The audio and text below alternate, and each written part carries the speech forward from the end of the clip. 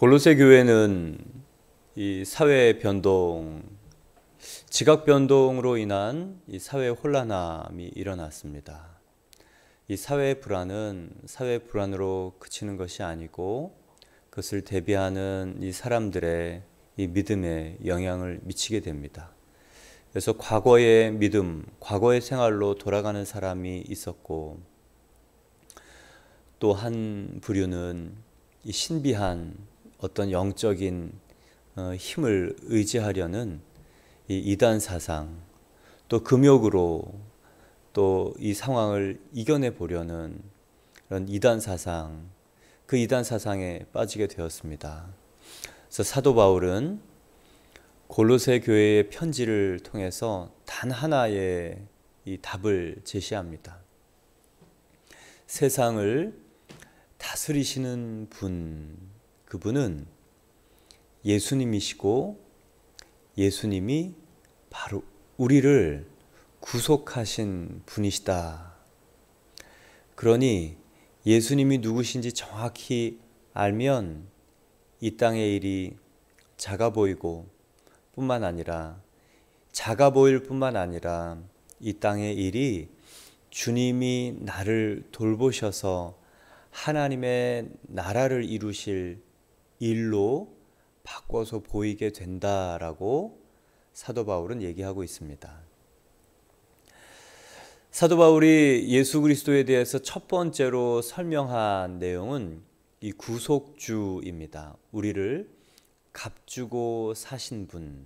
그래서 염려, 혼돈, 그리고 불안의 이 흑암의 권세에서 살지 않고 하나님의 사랑의 아들의 나라의 지배를 받는 분들이 저와 여러분, 이 골로새 사람이라는 것을 얘기하고 있습니다. 이 땅에 살지만 우리가 다스림 받는 이 통치, 이것은 하나님의 법칙에 의해서 다스림 받으니 이 땅에 물리적이고 또 보이고 나타난 일들이 우리를 어떻게 하지 못한다는 것을 기억하라라는 얘기입니다. 이 속량, 이 죄사함, 구속주, 우리는 은혜로 값없이 이 속량, 죄사함을 받았습니다. 이 말을 다른 뜻으로 얘기해 보십시오. 다른 표현으로 하면 값을 지불할 수 없을 만큼 귀한 값으로 구원을 받았다라는 뜻입니다. 왜 그렇습니까? 오늘 그 값이 어떤 값인가를 보여줍니다. 오늘 예수님이 두 번째로 설명되어지는 부분은 창조주이십니다. 저 같으면 예수님이 창조주이시고 그 다음 구속주이시다 이렇게 설명을 할 텐데, 사도 바울은 구속주를 설명하고 창조주라고 설명합니다. 언뜻 순서가 바뀐 것 같습니다. 그러나 사도 바울이 놀라웠던 이유, 자기를 용서해 주신 분, 그리고 자신을 용서해 주기 위해서 그 희생, 자기 몸을 십자가에 내어주신 분이 누구였는가? 창조주였다는 것을 깨닫고 인생을 그분 앞에 온전하게 감격과 감동 이전에 경악으로 자신의 인생을 드릴 수밖에 없었던 그 이유가 구속하신 그분이 바로 창조주라는 것을 깨닫고 나서입니다. 성경은 굉장히 이 단어 선택이나 그리고 순서에 예민한 책입니다. 성령님이 그렇게 하시는 것이죠.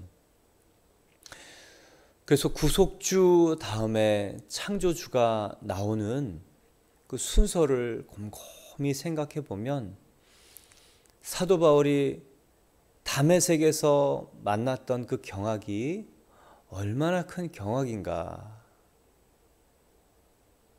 그걸 짐작하지 않을 수 없습니다.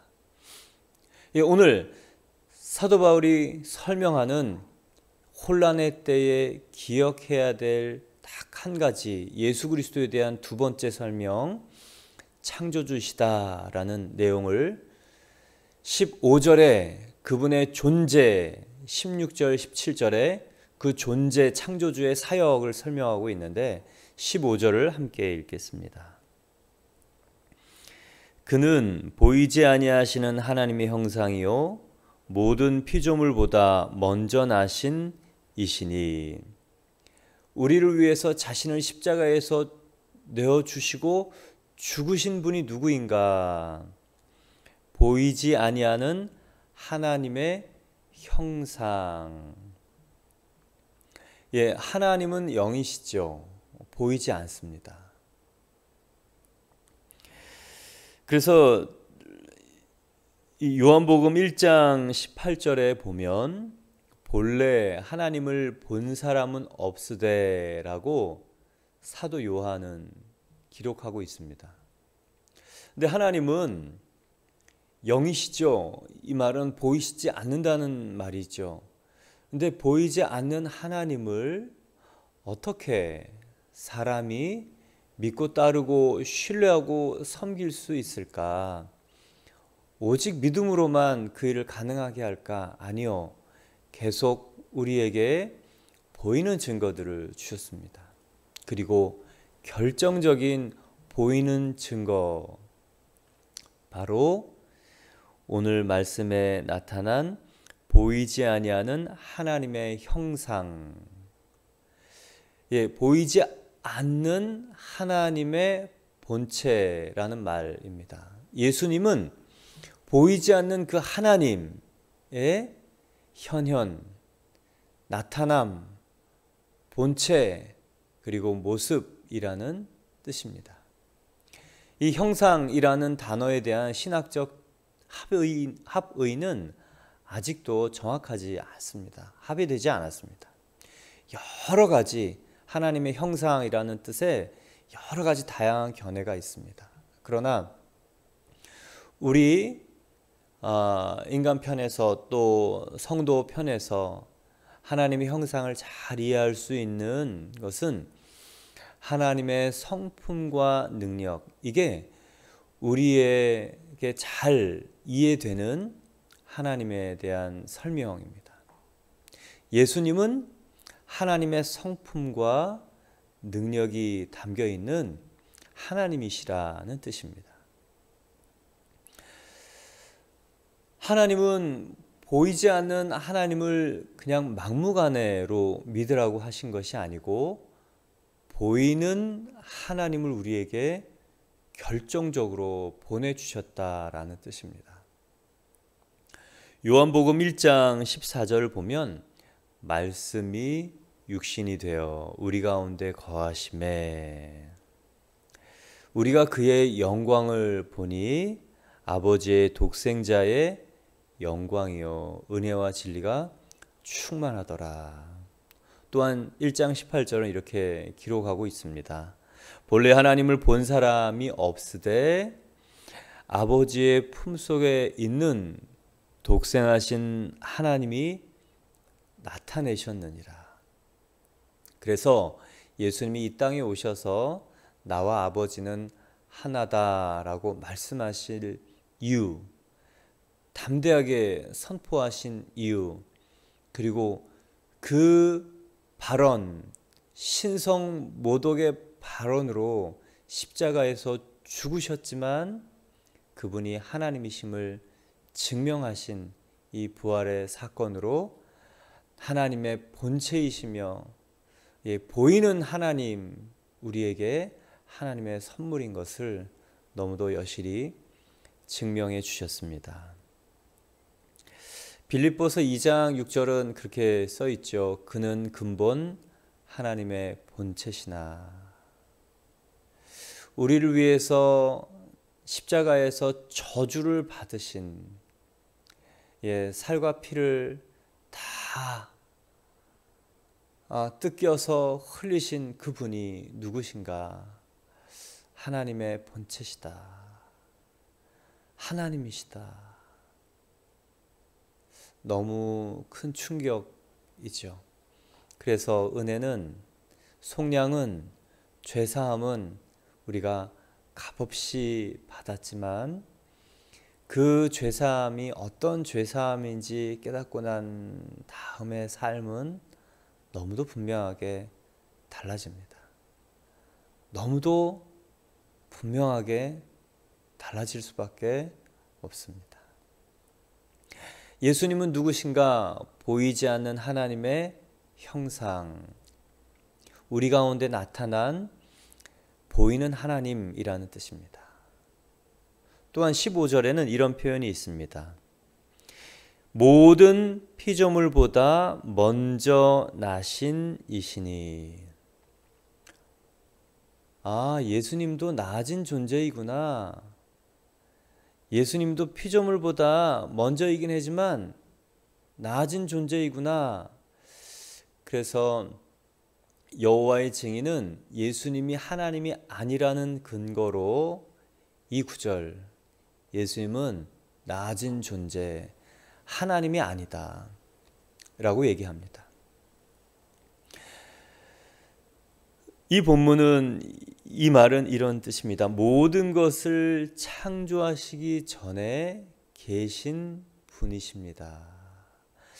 하나님과 그리고 하나님의 아들의 관계에 대한 독특한 설명으로 나신 분입니다 라는 표현을 쓰고 있지만, 이분이 창조 전에 선재하신 분이다 라는, 창조 전부터 계신 분이며 하나님과의 관계에서 아들이십니다 라는 그 장자됨을 나타내는 단어가 바로 이 낮은 분입니다 라는 뜻입니다.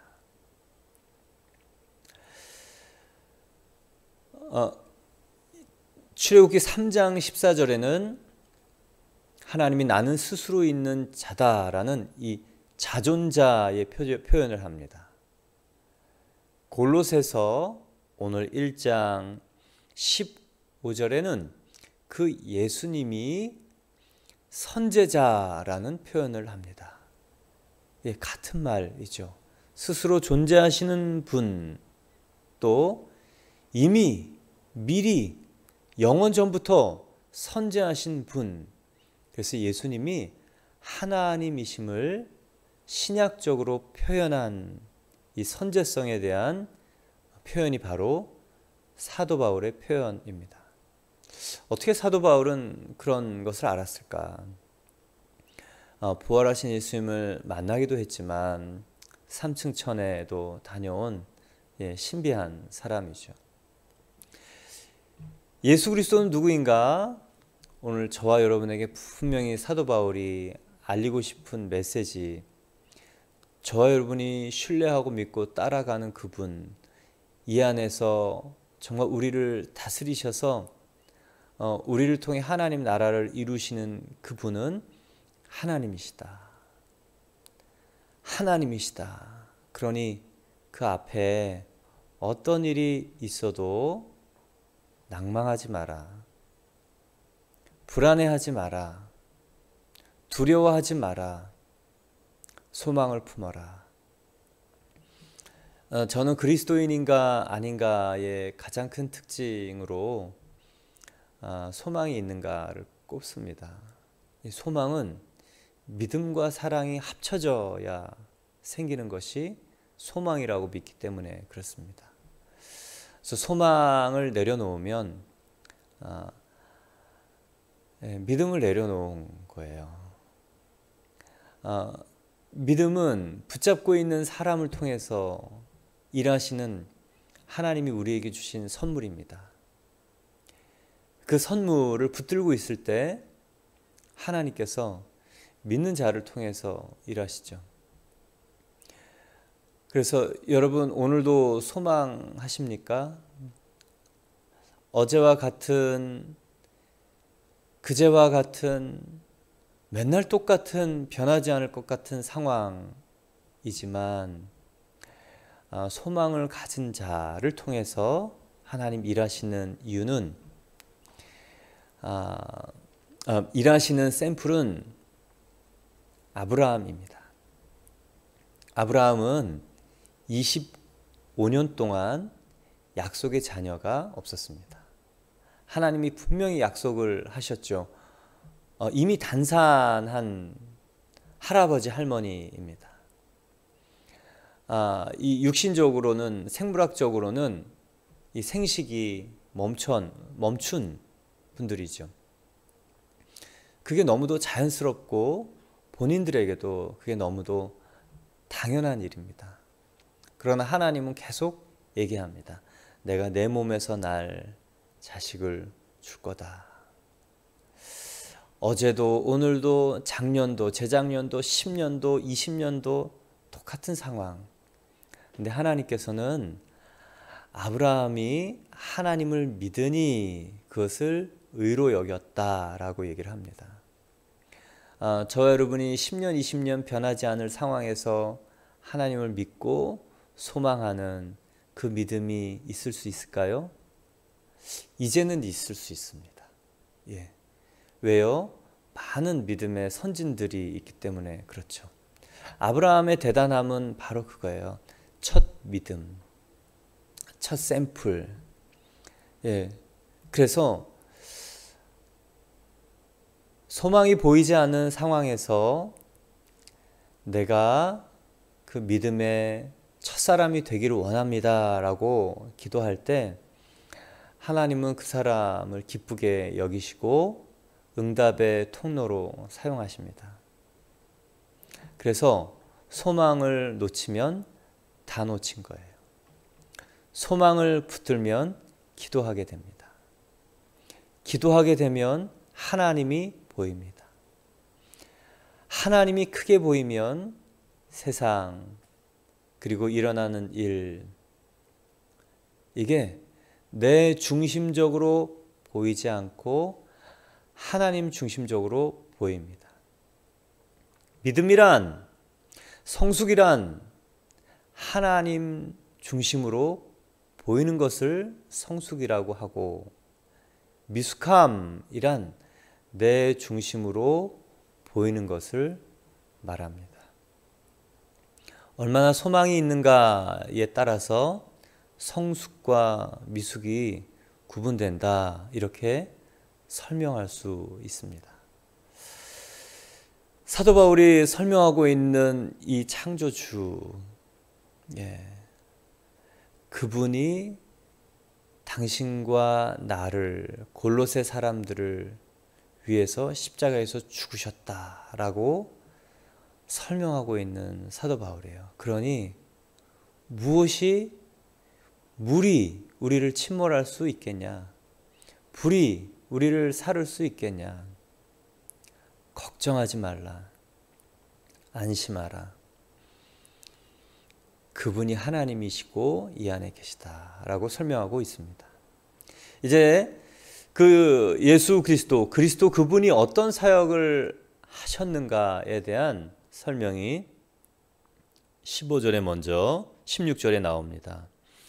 만물이 그에게서 창조되되 하늘과 땅에서 보이는 것들과 보이지 않는 것들과 혹은 왕권들이나 주권들이나 통치자들이나 권세들이나 만물이 다 그로 말미암고 그를 위하여 창조되었고 16절에 보면 새 번역을 보면 이렇게 설명이 됩니다.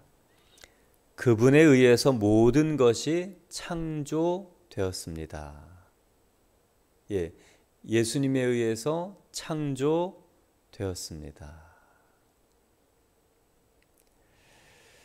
하늘과 땅에 있는 것들과 보이는 것들과 보이지 않는 것들과 천사들과 영적 존재들과 만물이 다 그분에 의해서 창조되었고 그분을 위해 창조되었습니다. 먼저는 예수님이 창조하신 창조의 범위를 설명하고 있습니다. 하늘에 있는 것들과 땅에 있는 것들과 보이는 것들, 모든 이 물질 세계를 창조하셨다.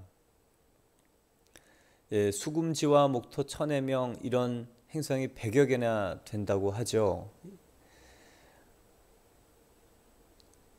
너무 놀랍습니다. 그리고 보이지 않는 것들, 천사들, 영적 존재들, 여기서는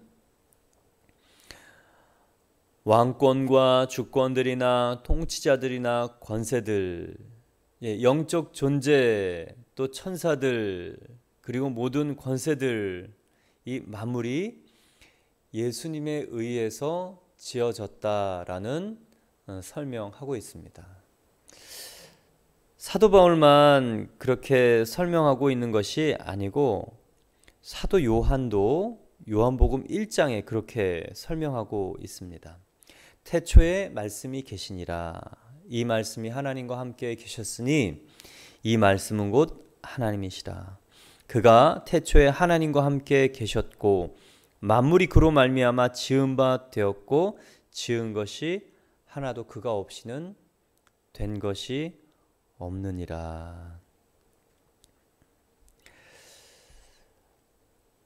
예수님이 모든 것을 만드셨습니다. 저와 여러분을 지으셨어요. 이 땅에 보내셨습니다. 부모님을 통해서 우리를 보내셨죠. 그래서 하나님이 실수하신 것인가? 아니요. 하나님이 왜 나를 이 가정에 보내신가? 실수하신 것인가? 아니요. 하나님은 생각이 있으신 분입니다. 예수 그리스도는 생각이 있으신 분이십니다. 모든 것을 완전하게 생각하시는 분이십니다.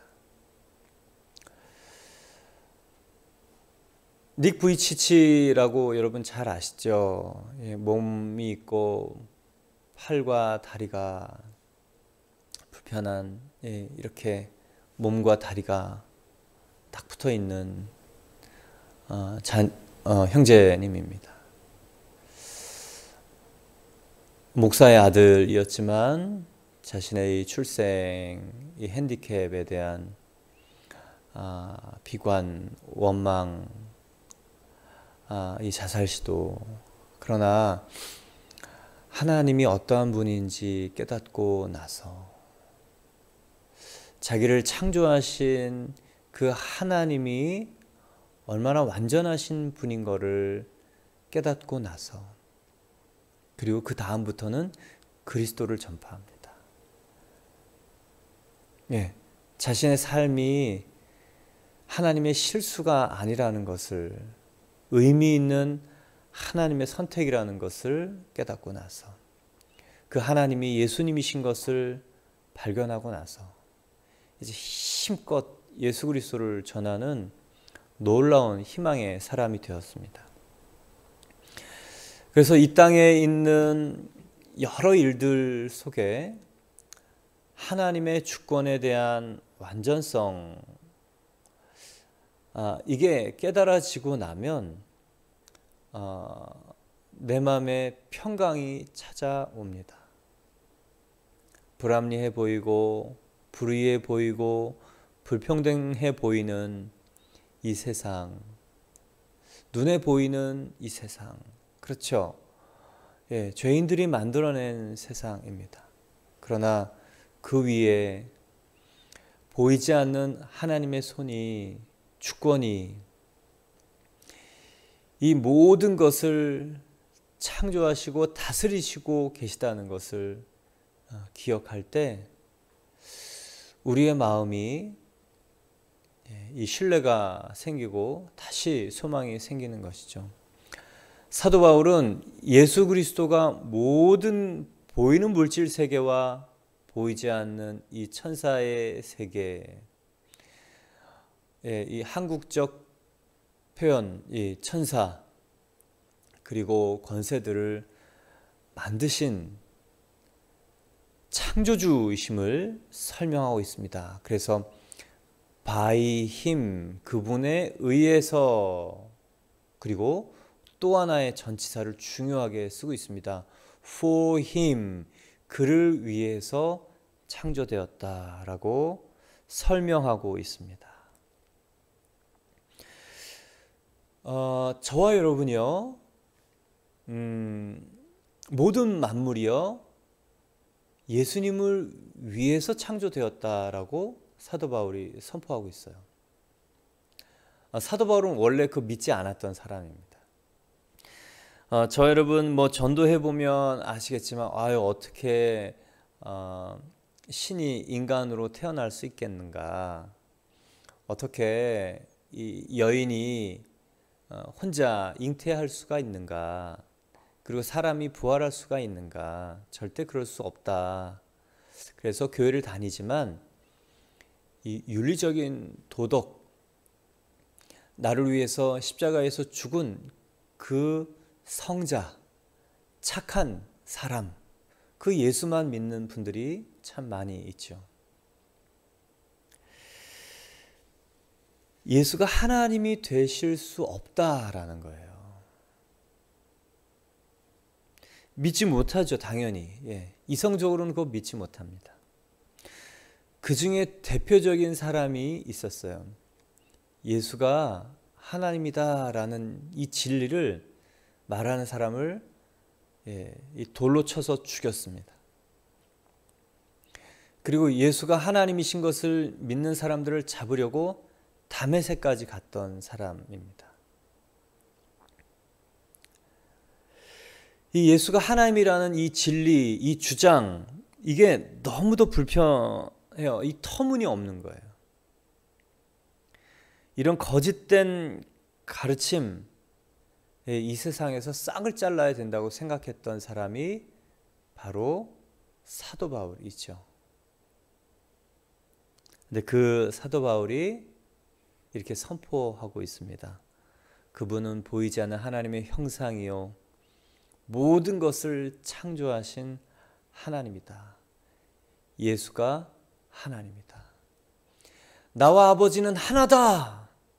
이런 망령된 발언을 했던 그 예수는 죽어야 된다. 그리고 그런 예수교를 믿는 사람들은 다 죽어야 된다라고 했던 사도 바울이 이제는 그게 맞구나. 예수가 하나님이구나. 예수가 모든 것을 시작한 근원이구나. 그리고 그분이 나를 위해서 죽으시다니. 경악이죠. 뭐 감사 이런 게 있을 수 없는 유대인들의 이 하나님 유일신 관념, 유일신 그 하나님이 나를 위해서 십자가에서 죽으셨다는 그 경악. 인생이 송두리째 바뀝니다. 세상 사람들은 다 자신을 위해서 삽니다. 믿는 분들도 그런 분들이 많죠. 저도 예수님을 영접한다고 했지만 10년 동안 저를 위한 예수님을 섬기고 살았습니다. 그러니 늘 갈등이 있었고 늘 이 죄책감이 있었고, 물론 지금도 뭐 완전하냐? 아니요. 죄책감이 없느냐? 아니요. 죄송한 마음이 많습니다. 그렇지만 마음의 중심이 이제는 바뀌었다라는 것을 제가 알고 있죠. 사도 바울이 그 부활하신 예수님, 그분이 하나님이신 것을 깨닫고 인생이 완전히 엎어졌어요. 그리고 그분을 위해서 사는 것이 맞다라는 고백을 여러 곳에서 합니다. 고린도후서 4장 4절에는 이렇게 설명하고 있습니다. 그 중에 이 세상의 신이 믿지 아니하는 자들의 마음을 혼미하게 하여 그리스도의 영광의 복음의 광채가 비치지 못하게 함이니, 그리스도는 하나님의 형상이니라. 이 형상, 제가 다른 말로 본체, 현현이라 그랬잖아요. 그리스도가 하나님이시라 라는 선언을 한 다음에 사도 바울의 인생은 어떻게 되었는가? 고린도후서 4장 5절을 보면 우리는 우리를 전파하는 것이 아니라 오직 그리스도 예수의 주 되신 것과 또 예수를 위하여 우리가 너희의 종된 것을 전파함이라. 예, 말의 내용, 인생의 목적, 그리고 이 사람들과의 관계가 완전히 송두리째 바뀐 존재. 왜요? 왜 그럴까요? 이게 어떻게 가능할까요?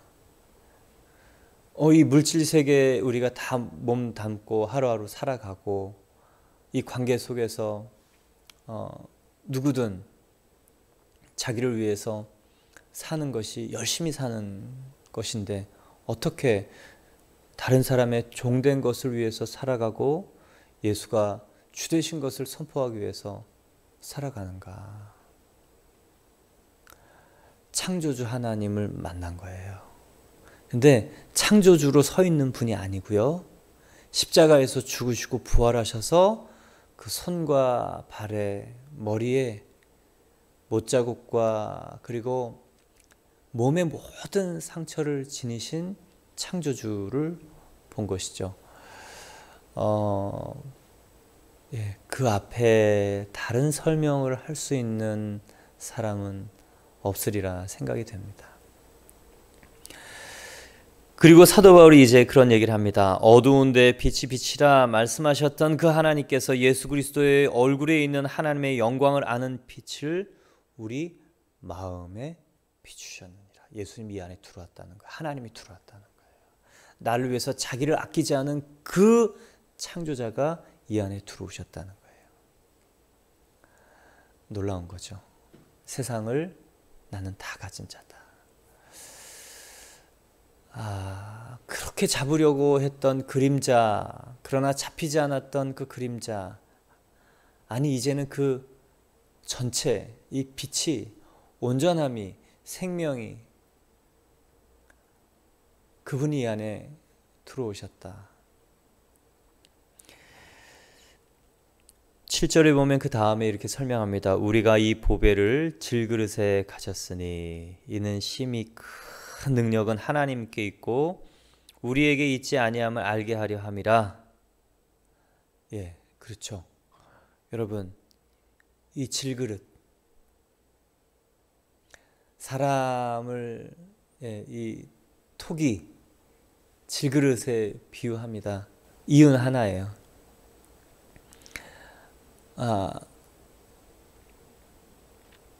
하나님 담겨 있는 이 지음받은 존재. 그러나 이 질그릇과 사람의 차이점이 분명히 있죠. 질그릇 담기면 질그릇은 변하지 않습니다. 그러나 예수 그리스도가 그 심히 큰 능력이 인간 안에 담기면 질그릇 토기는 변형되거나 변화될 수 없지만 사람은 바뀌는 것이죠.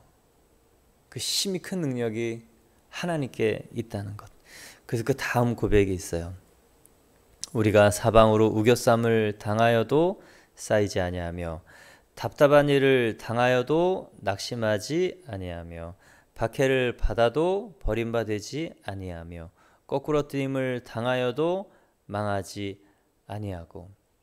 이런 사람을 현실에서 어떻게 좌절시킬 수 있을까요? 예수 믿고 거의 37, 8년, 예수님을 믿고 35년 이상을 이런 질고의 삶을 살아갑니다.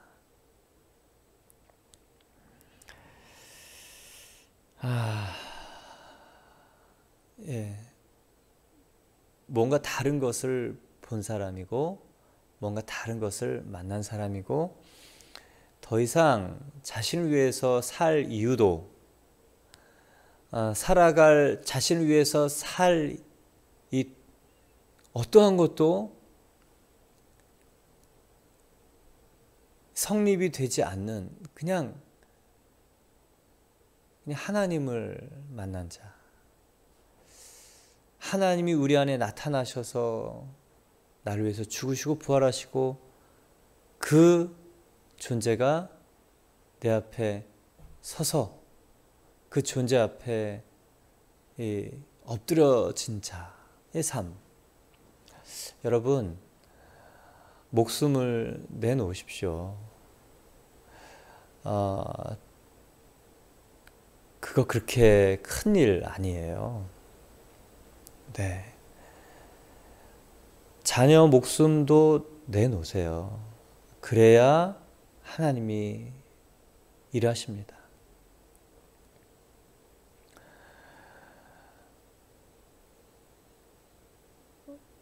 예, 자기가 소중하게 여기는 것을 하나님 앞에 주권을 드리지 않으면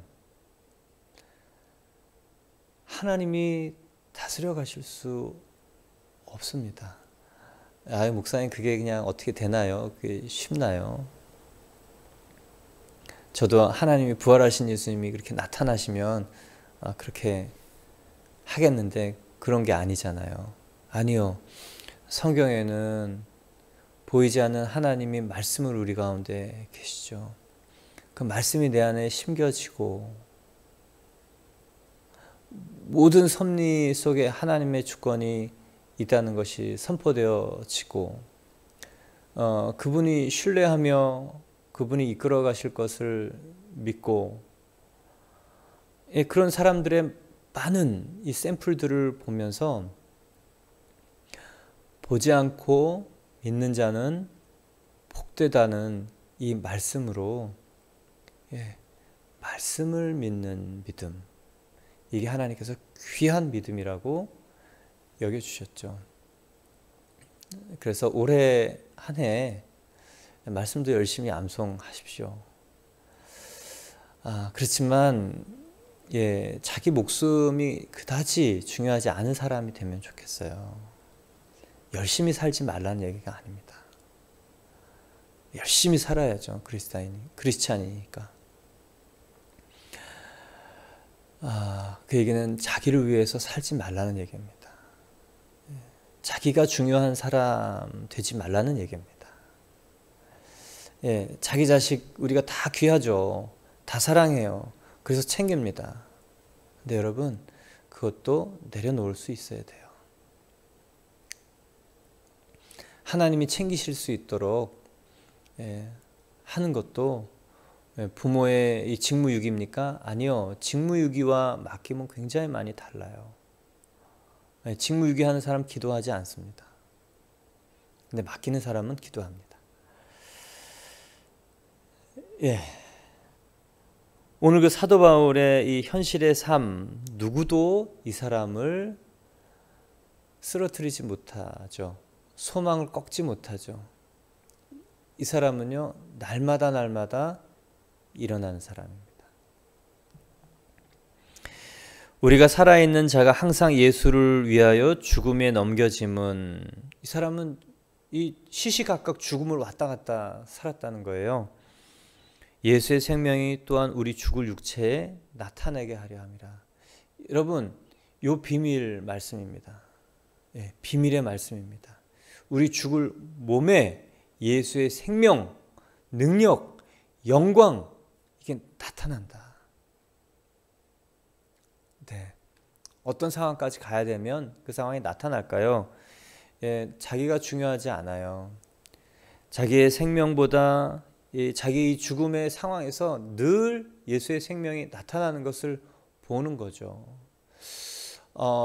인생이 강건하면 70이요. 인생이 70이요. 강건하면 80이죠. 저는 이런 삶을 택했습니다. 이런 일들을 보고 살 수 있다면 어떤 상황도 괜찮다. 그런 상황이라도 그런 상황에서 이것을 볼 수 있다면 이렇게 예수의 영광이 나타나는 삶을 살겠다. 이 익스트림 뭐 극한에 무엇을 즐기는 것 때문에 그렇습니까? 아니요. 사도 바울이 분명하게 설명하고 있는 것은 인생의 주인이 바뀌고 나면 이게 그냥 된다. 저는 이 삶을 소망하면서 주님이 더 강권적으로 다스리실 거라 믿습니다. 그래서 우리의 기도와 소망은 중요합니다. 우리가 이 기도를 하고 이 소망을 할 때 그에 맞는 믿음도 우리에게 부어 주시죠. 구하는 것을 좋은 것으로 주시는 분이기 때문에 그렇습니다. 그런즉 사망은 우리 안에서 역사하고 생명은 너희 안에서 역사하느니라.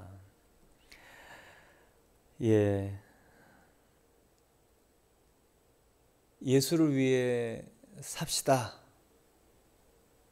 예수를 위해서 삽시다. 자기를 위해서 사는 자가 없다라고 성경은 믿는 사람들을 그렇게 선포하잖아요. 그게 창조의 목적이고 또 창조하신 분이 정말 나를 위해서 속량하신 것을 깨닫고 났을 때 나를 위한 신앙이 아니고 그분을 위한 신앙으로 전환되어진다는 것을 설명하고 또 우리가 깨닫게 됩니다. 그래서 우리가 기도하는 거죠. 하나님, 이 믿음 주십시오. 이 믿음 주십시오. 그 하나님이 예수님을 통하여 나에게 어떠한 일을 하셨는지 알게 해 주십시오. 라는 같은 내용입니다. 이제 17절에는 창조하신 분이 유지, 보존, 질서를 관리하시는 분으로 설명하고 있습니다. 또한 그가 만물보다 먼저 계시고 만물이 그 안에 함께 섰느니라. 만물이 그 안에 함께 섰느니라. 이 얘기는 모든 것은 그분에 의해서 유지되고 있다라는 것입니다. 예수님은 우리에게서 손을 떼신 적이 없다. 해, 달, 별 모든 것들이 예수님이 붙드시고 계시는 것이죠. 마찬가지입니다. 저와 여러분의 삶을 붙들고 계십니다. 저와 여러분의 이 가족, 자녀들 붙들고 계십니다. 그래서 하나님께 맡기는 것이 필요한 일입니다. 그리고 또 하나님께서 일하실 것을 기대하고 기다리는 것이 믿음입니다. 우리는 날마다 이 생명의 씨앗을 뿌리죠. 자녀뿐만 아니라 여러 사람들에게 뿌립니다. 그러면 모든 것을 붙들고 계시는 그분이 또한 우리가 뿌린 생명의 씨앗을 붙들고 자라게 하시고 열매 맺게 하실 것을 믿습니다. 사랑하는 성도 여러분, 오늘 사도 바울의 이 말씀을 들으시고 소망이 생기시나요? 낙심이 생기시나요? 오늘 이 말씀 속에 창조주 예수님이 사랑하시는 자, 창조주 예수님이 책임지시는 자, 창조주 예수님을 나타낼 자, 오늘 저와 여러분이 그분의 예수님의 사람으로 하루 살기를 축원합니다.